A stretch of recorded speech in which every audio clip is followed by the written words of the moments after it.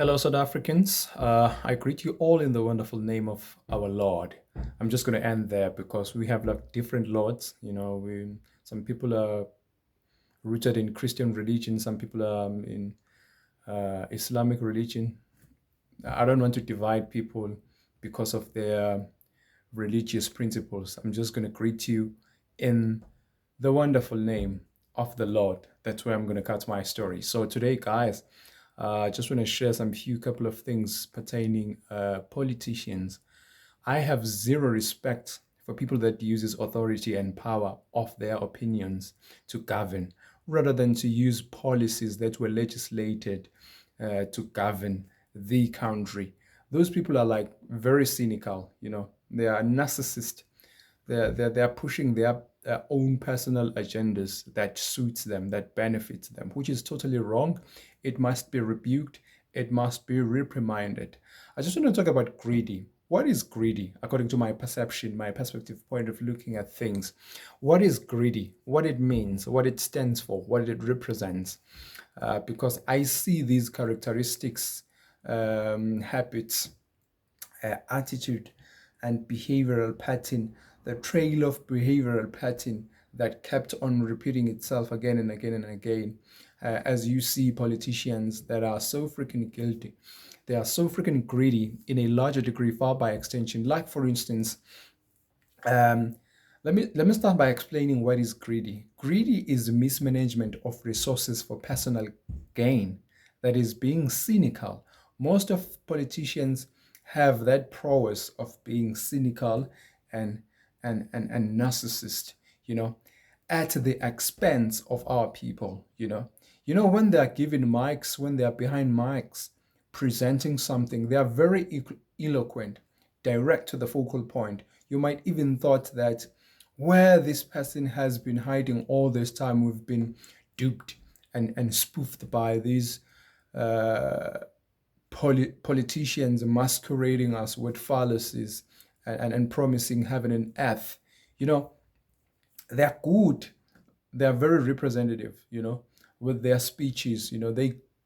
They speak sounds words which are more appealing according to what you anticipate as a general normal person in the lower grounds, if I could put it that way. So let me shift a little bit back to my story to say I have zero respect for people that uses authority um, and power of their opinions rather than to use the policies that are legislated for governing this country. I have zero respect for those people. Those people are cynical. Those people are narcissist. Those people are greedy.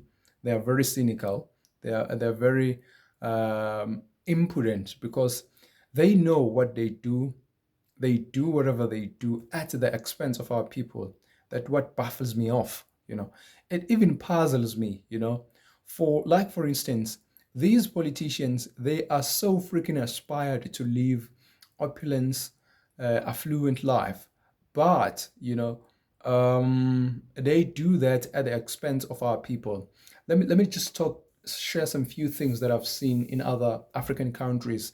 There is a great politician named Thomas Sankara, the president of Equatorial Guinea, if I'm not mistaken, who possessed, he repossessed all the state cars that were used by politicians to travel around the country or for other duties in the governance. He repossessed all of these cars. He took all of those cars, the convoys and everything. He was a cyclist. He was using a bicycle. He was walking. He was staying in a I think it was like a four-bedroom house. Just think of it. The president that does that, it shows that he was selfless. He was a humanitarian. He was a benevolent, this particular politician. I wish all politicians can learn from that. They can extrapolate the good from that behavioral pattern of Thomas Sankara. So today we have politicians who are so freaking greedy that mismanage resources for their personal gains. Like, for instance, even this system of tender. and they say it's to empower black people, how many in the population census are gaining in this process of tenderpreneurship? I don't even call it, I don't categorize tenders as like business people. Tenderpreneurs are not business people. They are just relatives of politicians, relatives or friends of politicians, people that are in cycle with the politicians to be handed work hand in hand, to be proponents with politicians in order to attain all these tender projects or whatever the case may be.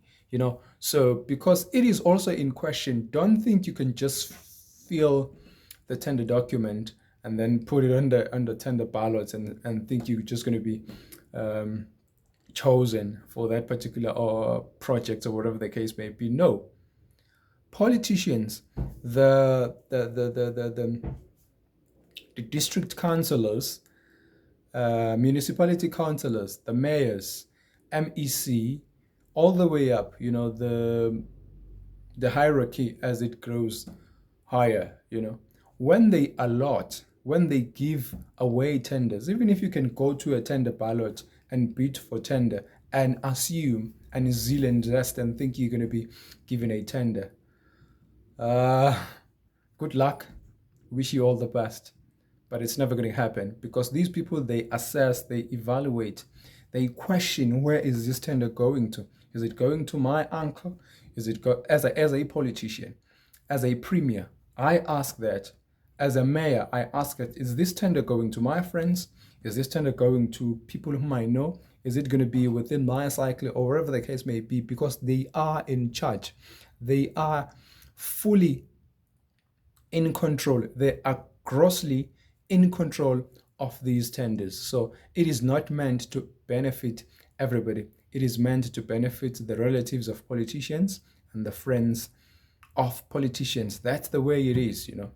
I could hear, like for instance, if I could just make a typical example, hypothetically speaking, you see maybe a politician, let us say there are like rumors that he stole, he embezzled, he purloined, maybe a tender.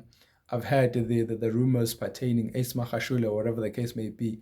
I'm not trying to paint him bad, but those were just rumors that were like disseminating the tabloids all over social media or whatever the case may be. Went viral that he stole whatever with his brother, cousins, or whatever the case may be, and a person can just be handcuffs and incarcerated and thrown to dungeons in just a fraction of months, maybe 2 or 1 month. You will hear that the person coughed for some couple of seconds inside the cell in the dungeons. He just coughed for some couple of seconds, and then now they gonna justify and give him a parole of these medical conditions. He's going to be out on parole.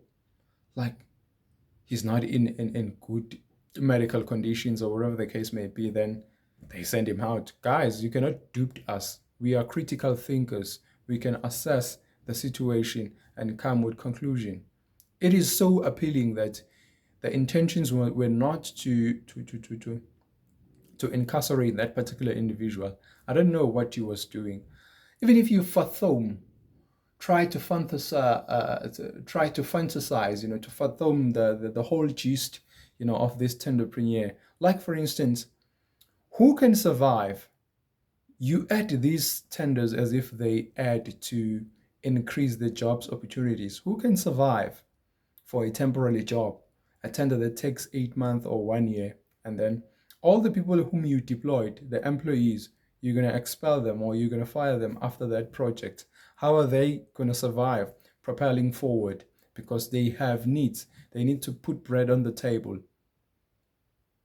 And then 80% of the revenue that was paid towards that project is going to go to one person, and then say you empowering black empowering only 2%. It doesn't make sense to me. It is not adding up.